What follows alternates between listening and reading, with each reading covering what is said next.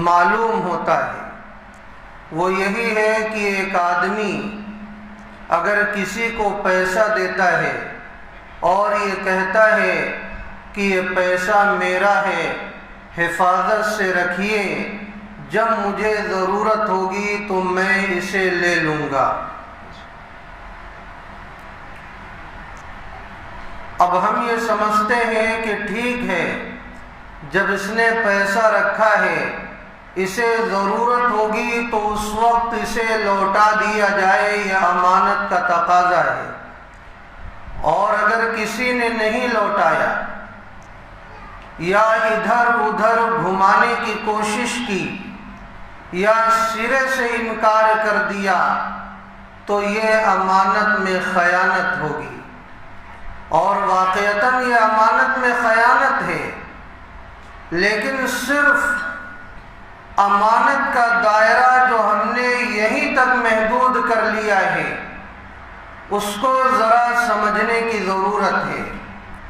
اس سلسلے میں بھی یہ بات ملحوظ رکھیں کہ اگر کسی نے کسی کو پیسہ دیا اور یہ کہا کہ تم اسے جب مجھے ضرورت ہوگی تو دے دینا، اور وہ شخص اپنا پیسہ لینے کے لیے آیا، تو جو اولی درجہ ہے وہ یہ ہے کہ جو نوٹ اس نے دیا تھا اسی نوٹ کے ساتھ اسے یہ امانت لوٹا دی جائے، یہ اولی درجہ ہے۔ اور ثانوی درجہ یہ ہے کہ اگر نوٹ کو بدلی کر دیا، اسے عدل بدل لیا، تو پھر جو قیمت اس نے دی تھی امانت کے طور پر وہ قیمت لوٹا دی جائے۔ اس صورت میں یہ گنہگار نہیں ہوگا، بس اتنا ہوگا کہ جو اولی درجہ عمل کرنے کا تھا اس پر اس نے عمل نہیں کیا۔ اور اگر سامنے والے نے یہ کہہ دیا ہے کہ دیکھو اتنے روپے میں تمہارے پاس رکھتا ہوں، مجھے نوٹ سے کوئی مطلب نہیں ہے، بس مجھے جتنی قیمت تمہارے پاس رکھ رہا ہوں بس اتنی قیمت جب ضرورت مجھے ہوگی تو مجھے دے دینا، تب اب نوٹ کو وہ عدل بدل سکتا ہے، اس میں کسی قسم کی کوئی بھی قباحت نہ ہوگی۔ اور کبھی کبھی ایسا ہوتا ہے کہ کوئی شخص کسی کو امین سمجھتے ہوئے کسی اور کی رقم اس کے حوالے کرتا ہے، اعتماد کرتے ہوئے کہ یہ رقم میں تمہیں دے رہا ہوں، یہ فلاں صاحب کو دے دینا۔ اب وہ امین بن جاتا ہے، یا تو وہ اس امانت کے بار کو نہیں اٹھاتا، کہہ دیتا کہ بھائی میرے پاس آپ یہ رقم نہ دو، آپ بذات خود دے دینا، تو پھر اس کی چھٹی ہو جاتی۔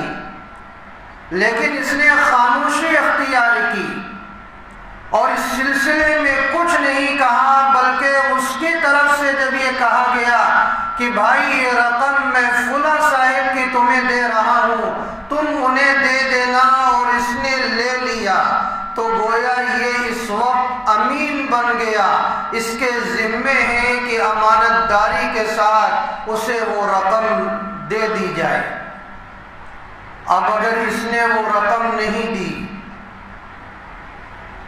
ہڑپ کر گیا یا کسی اور بنا پر ضائع کر گیا، تو ظاہر ہے یہی نفاق کی علامت اس کے اندر پائی گئی۔ اب ضائع کرنے کی وجہ سے اس کے ذمے یہ ہوتا ہے کہ وہ اسے ہر حال میں لوٹائے۔ ضائع کرنے سے مراد یہ نہیں ہے کہ چوری ہو گئی، ضائع کرنے سے مراد یہ ہے کہ اس میں اس نے خیانت کی اور اسے ہڑپ کر لیا، یوں اس کی رقم کو اس نے ضائع کر دیا، برباد کر دیا، اس تک نہیں پہنچایا۔ تو دنیا کے اندر اگر یہ کسی وجہ سے اپنے آپ کو بچا لیا تو آخرت کے اندر یہ نہیں بچ سکتا ہے، کیونکہ اللہ تعالیٰ کو معلوم ہے کہ کس نے کس کے تعلق سے رقم دی تھی اور کس نے کس کے تعلق سے وضاحت کر دی تھی، لہذا اللہ تعالیٰ سامنے حاضر فرمائیں گے میدان محشر میں، اور جب حقوق کا مطالبہ وہاں کیا جائے گا تو وہاں سارے یہ معاملات کھل کر کے آئیں گے اور پتہ چلے گا کس نے امانت میں خیانت کی تھی۔ تو جس کا پیسہ جس نے ہڑپ کیا ہوگا تو ظاہر ہے وہاں پیسہ تو نہیں دے سکے گا، اللہ تعالیٰ اس کی نیکیاں اس کو دلوائیں گے۔ اس لیے دنیا کے اندر اگر کسی نے کسی کے پیسے کو کھایا ہے، امانت میں خیانت کی ہے، تو یا تو اس سے معافی مانگ لے، دنیا کے اندر معاملات کو صاف کر لے، اور اگر نہیں کیا تو ظاہر ہے دنیا میں بھی اس کا نقصان ہوگا اور آخرت میں بھی اس کا نقصان ہوگا۔ دنیا میں نقصان یہ ہوگا کہ اگر پتہ چلے گا کہ فلاں نے فلاں کی رقم کو کھا لیا ہے، فلاں نے فلاں کے پیسے کو ہڑپ کر لیا ہے، تو اس کی نگاہ میں وہ چھوٹا ہو جائے گا، اس کی نگاہ میں وہ بے عزت ہو جائے گا، اور جس کو معلوم ہوگا اس کی نگاہ میں وہ گرتا ہوا چلا جائے گا، اعتماد لوگوں کا ختم ہو جائے گا، اور پھر اسے پیسہ دینا لوگ گوارا نہیں کریں گے۔ اسی لیے امانت میں خیانت سے بچنا چاہیے۔ جس کا پیسہ ہو اس کو لوٹا دینا چاہیے، اور جس طرح جس نے پیسہ دیا ہے کوشش یہ کرنی چاہیے کہ اسی طرح اس کا پیسہ لوٹایا جائے۔ اور اگر سامنے والے نے صراحت کر دی ہے کہ بھائی جو نوٹ میں تمہیں دے رہا ہوں مجھے وہی نوٹ واپس چاہیے، تو اگر آپ نے قبول کر لیا ہے تو وہی نوٹ اسے دینا آپ کے ذمے ضروری ہو جائے گا۔ اس لیے امانت کا مسئلہ بہت نازک ہے۔ تو یہ مفہوم تو ہم میں سے ہر کوئی جانتا ہے، لیکن اس کا دائرہ بہت وسیع ہے۔ اسی وسیع دائرے کو میں آپ کے سامنے خصوصیت کے ساتھ بیان کرنا چاہتا ہوں۔ اللہ رب العزت نے بنی آدم اور اس کی پوری ذریت کو، جتنے لوگ اس دنیا میں آنے والے تھے، سب کو جمع فرمایا، اور اللہ نے سب کو جمع کر کے ایک عہد لیا جو عہد الست کے نام سے مشہور ہے۔ سورہ اعراف میں اس کا تذکرہ ہے۔ وہ عہد کیا تھا؟ اللہ تعالیٰ نے یہ عہد لیا، الست بربکم، کیا میں تمہارا پروردگار نہیں ہوں؟ تو سب لوگوں نے مل کر ایک جواب دیا، قالوا بلا، ہم یہ اقرار کرتے ہیں کہ آپ ہمارے پروردگار ہیں۔ اب جب دنیا میں یہ بنی آدم آئے تو بہت سارے لوگوں نے اس اقرار کو فراموش کر دیا، حالانکہ امانت کا تقاضا یہ تھا کہ اس اقرار کو یاد رکھا جائے اور اسی ایک اللہ کو معبود سمجھا جائے، اس اللہ کے سوا کسی اور کو معبود نہ سمجھا جائے۔ تو اس کو فراموش کر دینا یہ امانت میں خیانت ہے۔ اور اسی طرح بہت سارے تکوینی احکام ایسے ہیں جس میں بندے کو کوئی اختیار نہیں ہے، جیسے موت اور حیات ہے، لیکن بہت سارے ایسے احکام ہیں کہ پروردگار عالم نے مخلوقات کو جمع کر کے انہیں اختیار دیا اور یہ کہا کہ دیکھو ایسے ایسے احکام ہیں، اگر کوئی اس پر عمل کرے گا تو جنت کا مستحق بنے گا، اللہ کی رحمت کا مستحق بنے گا، اور اگر کوئی ان احکامات پر عمل نہیں کرے گا تو اللہ کی ناراضگی کا مستحق بنے گا اور وہ جہنم میں جانے والا بنے گا۔ تمہیں اختیارات دیے جاتے ہیں، بتاؤ ان احکام کو قبول کرو گے یا نہیں کرو گے؟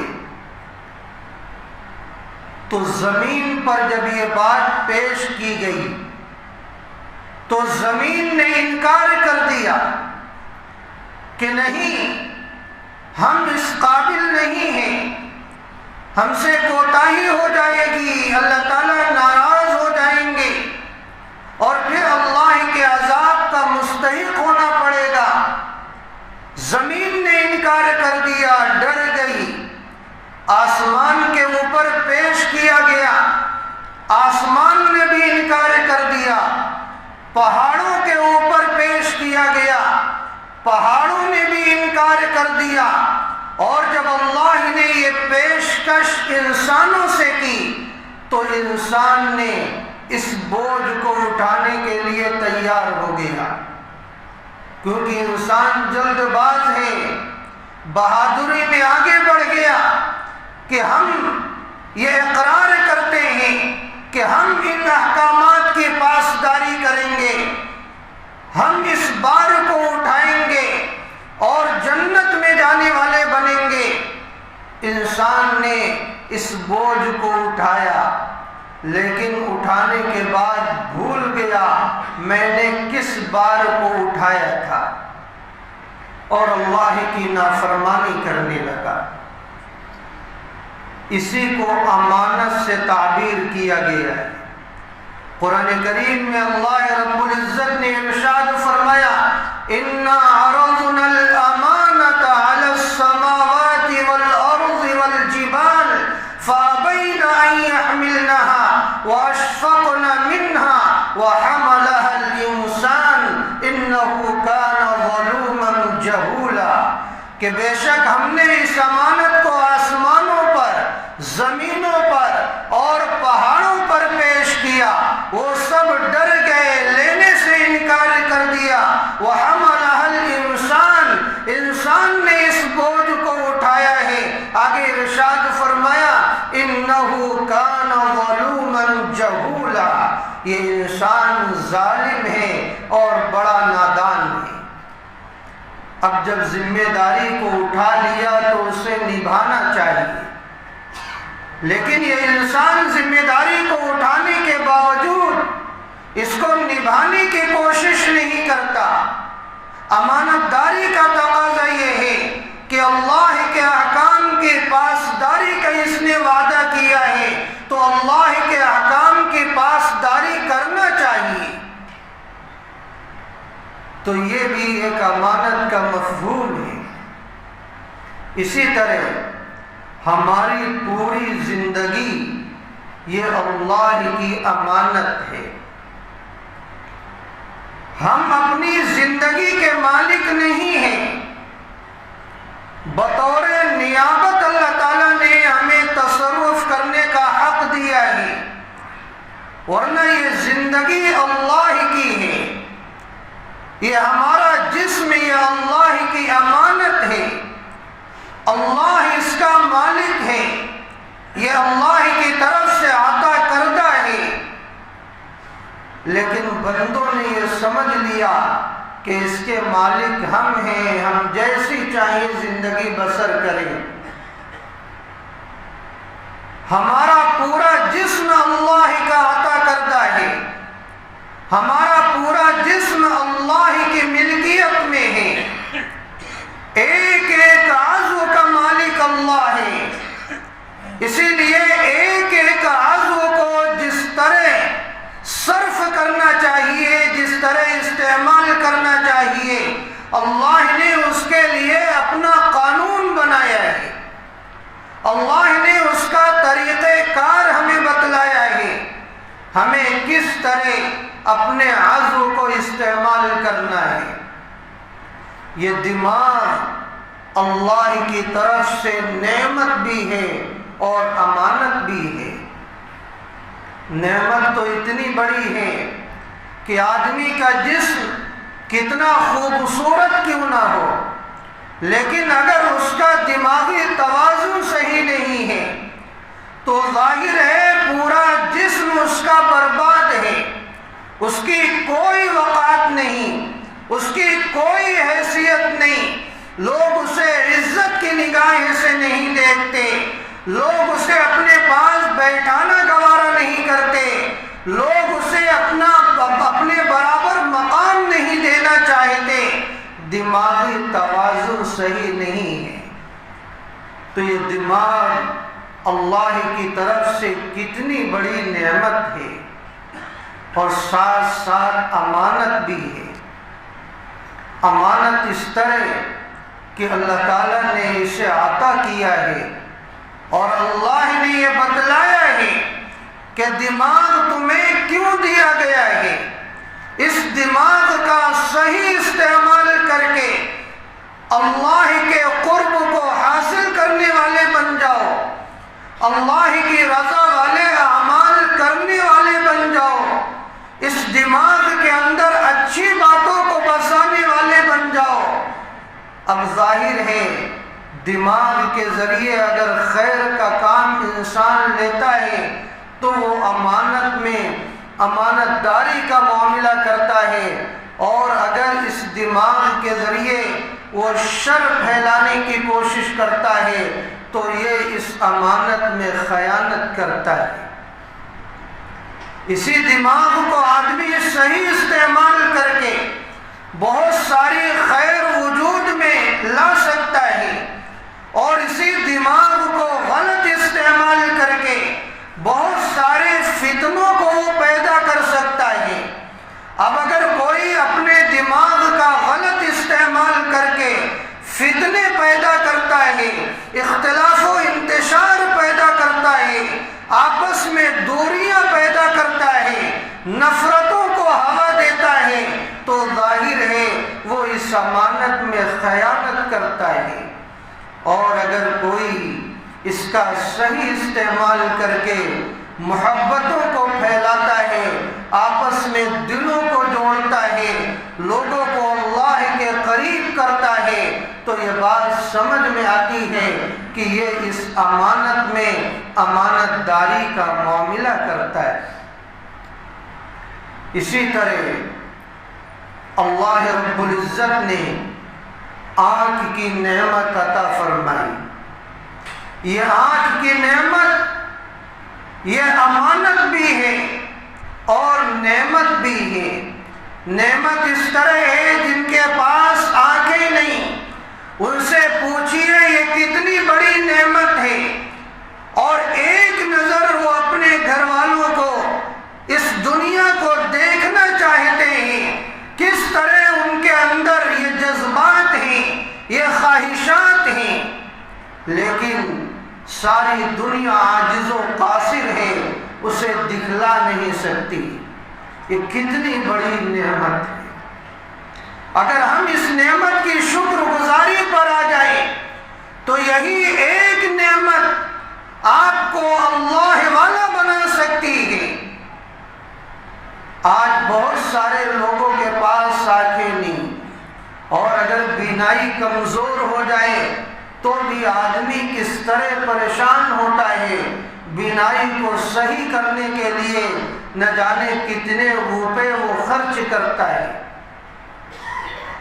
تو اللہ تعالیٰ نے جو یہ بینائی عطا فرمائی ہے، اللہ نے یہ امانت عطا کی ہے، اگر اس بینائی کو صحیح کاموں میں آدمی لگاتا ہے، خیر کی چیزوں کو دیکھتا ہے، اللہ کی قدرت کے مناظر کو دیکھتا ہے، اور اللہ کی معرفت کو دل میں بساتا ہے، اللہ کی پاک کتاب پر نظر دوڑاتا ہے، تو گویا یہ اس امانت میں امانت داری کا معاملہ کر رہا ہے۔ لیکن اگر اس نے اس آنکھ کے ذریعے بد نظری کی، غلط چیزوں کو دیکھا، غلط طرف اپنی نگاہ کو دوڑایا تو گویا اس نے اس امانت میں خیانت کی۔ اللہ تعالیٰ شانہ کبھی منع نہیں کرتے کہ آپ جائز چیزوں کو نہ دیکھیں، بلکہ اگر آپ جائز چیزوں کو دیکھتے ہیں جہاں دیکھنے کا اللہ کی طرف سے مطالبہ ہے تو اللہ تعالیٰ ثواب عطا فرماتے ہیں۔ مثلا کوئی شوہر اپنے گھر میں داخل ہوتا ہے، اپنی بیوی کو محبت بھری نگاہ سے دیکھ کر مسکراتا ہے، اور بیوی بھی اپنے شوہر کو محبت بھری نگاہ سے دیکھ کر مسکراتی ہے، تو اللہ تعالیٰ رحمت کا نزول فرماتے ہیں اور رحمت کی نظروں سے مسکراتے ہوئے اللہ تعالیٰ ان زوجین کو دیکھتے۔ حالانکہ گرچہ وہ میاں بیوی اپنے فائدے کے لیے آپس میں مسکرائی، اپنی خواہشات پوری کرنے کے لیے آپس میں مسکرائی، لیکن اللہ کا وہاں مطالبہ ہے، اللہ کی طرف سے یہ حکم دیا گیا ہے، تو پروردگار عالم اس پر ثواب بھی عطا فرماتے ہیں، اللہ تعالیٰ اس پر راضی بھی ہوتے ہیں۔ تو اللہ کا صرف اتنا مطالبہ ہے کہ بد نظری سے تم اپنے آپ کو بچاؤ، لیکن بندہ یہ سوچتا ہے کہ کوئی دیکھنے والا نہیں ہے، بندوں میں سے چلو کچھ بھی دیکھو میں آزاد ہوں۔ وہ بھول جاتا ہے کہ وہ کہیں بھی چلا جائے وہ اللہ کی نظروں سے اوجھل نہیں ہو سکتا۔ یعلم خائنۃ الاعین وما تخفی الصدور۔ آدمی چاہے کہیں بھی چلا جائے، آنکھوں کی کنکھیوں سے جو آدمی دیکھتا ہے اللہ تعالیٰ اسے بھی دیکھتا ہے، آنکھوں کی خیانت کو اللہ تعالیٰ بھاگتے ہیں۔ اس لیے آنکھوں کا صحیح استعمال کر کے اس امانت میں امانت داری کا معاملہ کرنے والے ہم بن جائیں۔ اسی طرح اللہ تعالیٰ نے کان عطا فرمائے ہیں، یہ کانوں کی سماعت عطا فرمائی ہے۔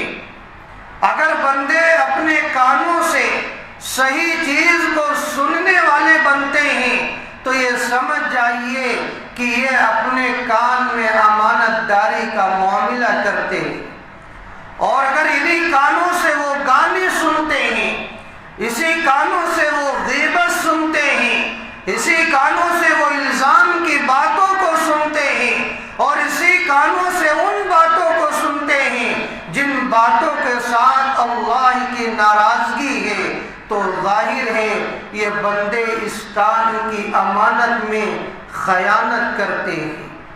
اس لیے کان کی نعمت بھی بہت عظیم نعمت ہے، اس امانت کے اندر ہم خیانت کرنے والے نہ بنیں۔ ہاتھ اور پیر کی نعمت ہے، اللہ نے جن کو ہاتھوں سے اور پیروں سے نوازا ہے وہ سوچیں اللہ نے کتنی بڑی نعمت عطا کی ہے، وہ اپنی ضروریات کس طرح آسانی سے پوری کرتے ہیں، اور جن کے پاس ہاتھ نہیں ہے، پیر نہیں ہے، ان سے ذرا پوچھیں کہ کتنی بڑی نعمت ان کے پاس نہیں ہے، اور ان کے دل کا داعیہ کیا ہے، وہ اس نعمت کو کس طرح حاصل کرنے کا جذبہ رکھتے ہیں۔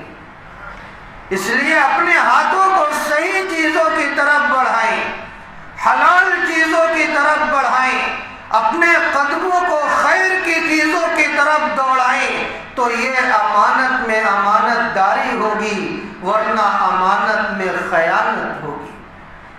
اور اللہ تعالیٰ نے ہمیں شہوت عطا کر رکھی، شہوت بطن پیٹ کی شہوت اور شہوت فرج۔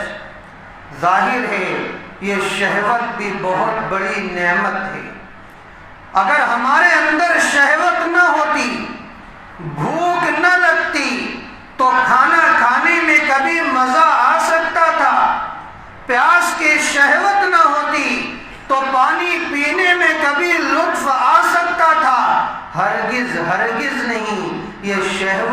اللہ کی طرف سے بہت بڑی نعمت ہے۔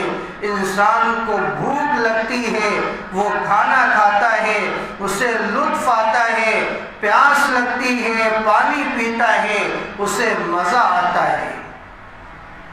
اسی طرح جب انسان کے اندر شہوت پیدا ہوتی ہے، میاں بیوی آپس میں قریب ہوتے ہیں، انہیں بھی لطف آتا ہے۔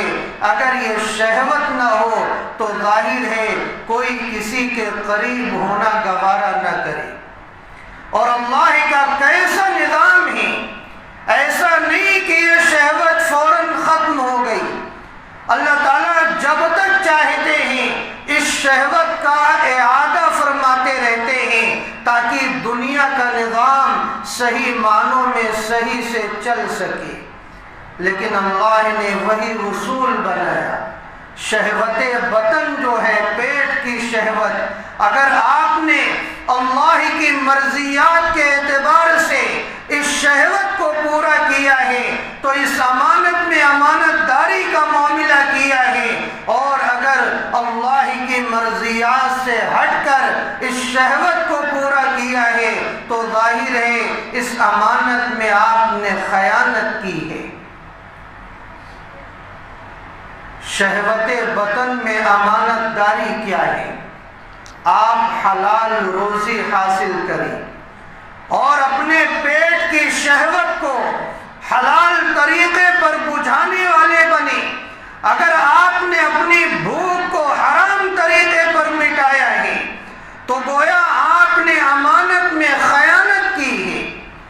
اور اسی طرح اگر آپ نے اپنی شہوت فرج کو آپ نے بیوی کے علاوہ غلط راستے سے پورا کیا ہے تو ظاہر ہے آپ نے اس امانت میں خیانت کی ہے۔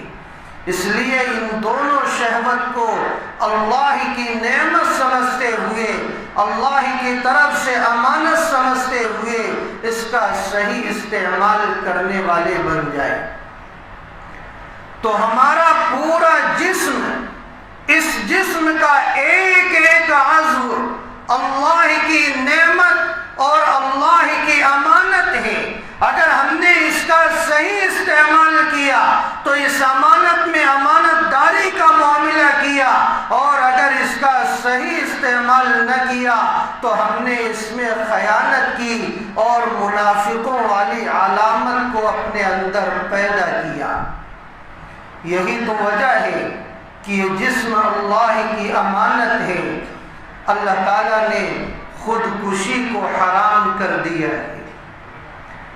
خودکشی حرام ہے یہ اسی وجہ سے کہ یہ جسم اللہ کی طرف سے امانت ہے، اللہ اس کا مالک ہے، ہمیں یہ اختیار نہیں ہے ہم جب چاہیں اس جسم کو ہلاک و برباد کر دیں۔ کسی بھی آدمی کو اختیار نہیں کہ جب چاہے اپنی انگلی کٹا دے، جب چاہے بلا وجہ اپنے خون کو بہا دے، جب چاہے اپنے ہاتھوں کو کٹا دے، جب چاہے اپنے پیروں کو کٹا دے جس سے اس کے جسم کو نقصان پہنچے۔ یہ بالکل حرام ہے، کوئی اختیار بندے کو نہیں۔ ہاں ایسا کام کرے جس سے اس کے جسم کو فائدہ پہنچے، یہ جسم صحت کی طرف جائے، یہ جسم قوت کی طرف جائے تو اس کی پھر اجازت ہے۔ حضرات فقہا نے ایک مسئلہ اسی بنا پر لکھا ہے کہ اگر کوئی آدمی کسی سے کہے کہ بھائی تو مجھے قتل کر دے اور باقاعدہ لکھ کر دے دے، اجازت نامہ دے دے، قانونی اعتبار سے بھی اس کی کوئی گرفت نہیں ہوگی اگر اس کے کہنے پر وہ اسے قتل کر دے گا، سارے پیپر ورک کو یہ مکمل کر لے، تب بھی یہ جائز نہیں ہوگا کہ کوئی اس کو قتل کر دے۔ یہ اسی لیے یہ جسم اس کا نہیں ہے، یہ کیوں اس کا مالک ہے کہ کسی کو اجازت دے دے کہ اس کو ہلاک اور برباد کر دیا جائے؟ یہ جسم تو اللہ کی امانت ہے۔ اسے امانت داری کے ساتھ اس جسم کو بچا کر رکھنا ہے، اس کی صحت کا خیال کرنا ہے، اور اللہ تعالیٰ جیسا مطالبہ کر رہا ہے اسی طرح اس جسم کو استعمال کرنا ہے اور اس دنیا سے جانا ہے۔ اسی لیے اسلام کی پاکیزگی دیکھیے کہ اللہ نے خودکشی کو حرام کر دیا ہے۔ ارشاد فرمایا وَلَا تَقْتُلُوا أَنفُسَكُمْ، تم اپنے آپ کو قتل نہ کرو۔ تو میرے بھائی، نفاق کی 3 علامات 4 جمعہ میں نے بیان کیا ہے، وہ علامت آپ یاد رکھیں، اور اگر ہمارے اندر پائی جا رہی ہیں تو ہم اس کو دور کریں۔ یہ تقریریں اسی وجہ سے ہوتی ہیں کہ معاشرے کی برائیوں کو بیان کیا جاتا ہے، کسی کی عزت کے ساتھ کھلواڑ کرنا مقصود نہیں ہے، ایک عام بات بیان کی جاتی ہے، آپ کو سمجھایا جاتا ہے جس کے اندر وہ بیماری ہو وہ اسے دور کرے، جس کے اندر نہیں ہے وہ اللہ کا شکر ادا کرے۔ میں خود اپنی ذات کو سب سے زیادہ اس کا محتاج بناتا ہوں کہ اللہ تعالیٰ اگر میرے اندر یہ عادات ہوں تو اللہ تعالیٰ اسے دور فرمائے، مجھے محفوظ فرمائے، اور آپ تمام حضرات کے لیے دعا کرتا ہوں کہ اللہ تعالیٰ آپ کو بھی منافقوں کی عادات سے بچائے، اور جن کے اندر نہیں ہے وہ اللہ کا شکر ادا کریں اور اس سے بچنے کی کوشش اور فکر کریں۔ تو منافق کی 3 علامتیں 4 جمعہ میں بیان کی گئیں، اس پر تفصیلی خطاب کیا گیا، آپ کم از کم اسے دوبارہ یاد کر لیں۔ پہلی علامت منافق کی جھوٹ بولنا، یہ عزم کریں کہ انشاءاللہ ہم کبھی جھوٹ نہیں بولیں گے۔ دوسری علامت وعدے کی خلاف ورزی ہے، یہ عزم کریں کہ انشاءاللہ ہم کبھی وعدے کی خلاف ورزی نہیں کریں گے۔ تیسری جو علامت ہے وہ امانت میں خیانت ہے، یہ عزم کر کے اٹھیں کہ انشاءاللہ ہم امانت میں کبھی خیانت نہیں کریں گے، اور جو خیانت ہو چکی ہے ہم دنیا کے اندر اس سے معافی مانگیں گے، ورنہ آخرت میں بڑا نقصان ہوگا۔ اللہ تعالیٰ شانہ مجھے اور آپ کو کہنے اور سننے سے زیادہ عمل کرنے کی توفیق عطا فرمائے، آمین۔ وآخر دعوانا ان الحمد للہ رب العالمین۔